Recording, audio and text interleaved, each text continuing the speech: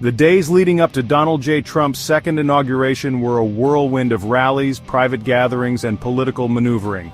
On Saturday, January 18th, Trump hosted a lavish party at his Trump National Golf Club in Sterling, Virginia.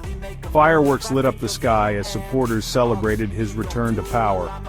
The following day, Trump visited Arlington National Cemetery to pay respects to fallen soldiers. This solemn event was followed by a rally at Capital One Arena, where Trump addressed a crowd of enthusiastic supporters. That evening, a candlelight dinner with key donors and allies rounded out the pre-inauguration festivities. The atmosphere in Washington was palpably charged, a mix of anticipation among Trump's base and apprehension from those who viewed his presidency with deep concern. The pre-inauguration event served both as a victory lap for Trump and a stark reminder of the deep political divisions that continue to grip the nation. As the city prepared for the inauguration ceremony, all eyes were on the Capitol, the very building that had been stormed by a mob of Trump supporters just 2 years prior. Meanwhile, away from the glare of the official events, a different kind of gathering was taking place. Silicon Valley billionaire Peter Thiel hosted a private party at his Washington mansion.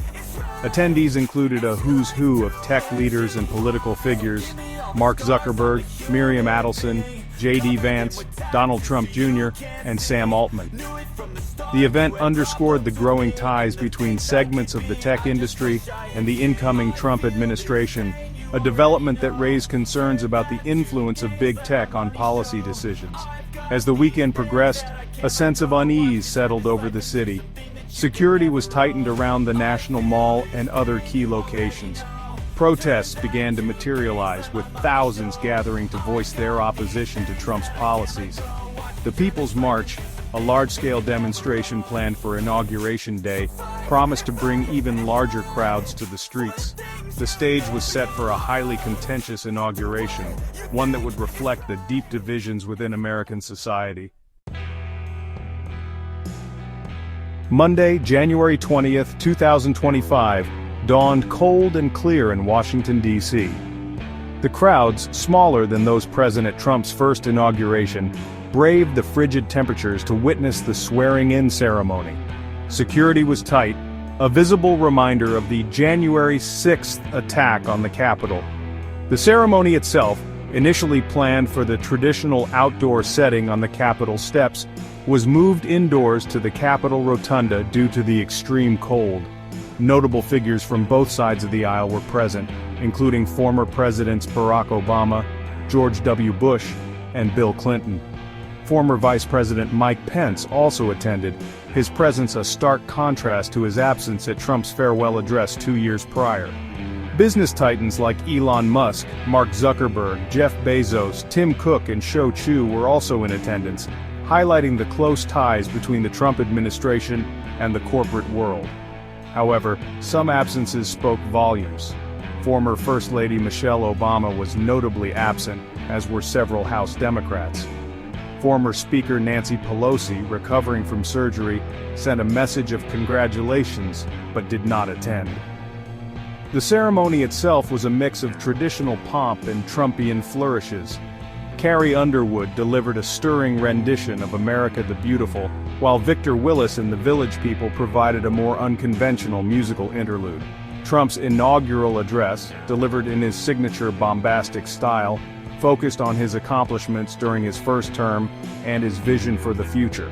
He reiterated his commitment to putting America first, and promised to continue fighting for the forgotten men and women who he claimed had been ignored by previous administrations.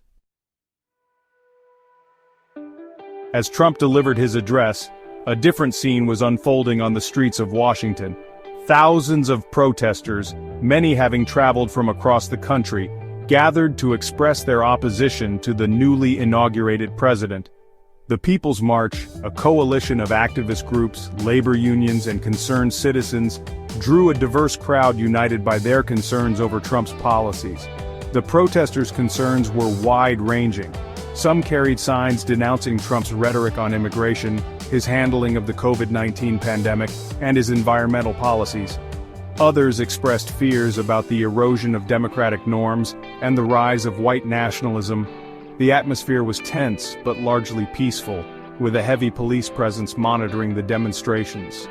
The People's March served as a visible reminder that Trump's inauguration, while a moment of celebration for his supporters, was met with deep anxiety and opposition from a significant portion of the population.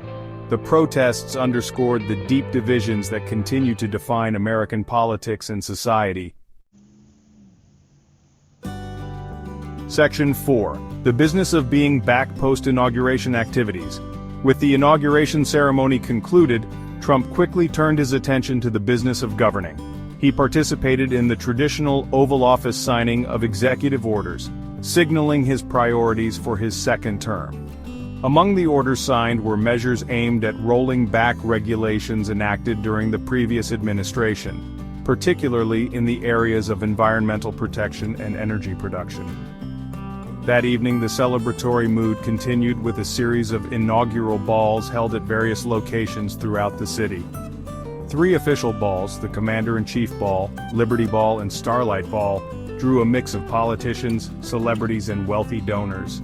The balls, a time-honored tradition of inauguration festivities, provided an opportunity for the newly inaugurated president and his supporters to revel in their victory. However, even amidst the celebrations, the specter of controversy lingered.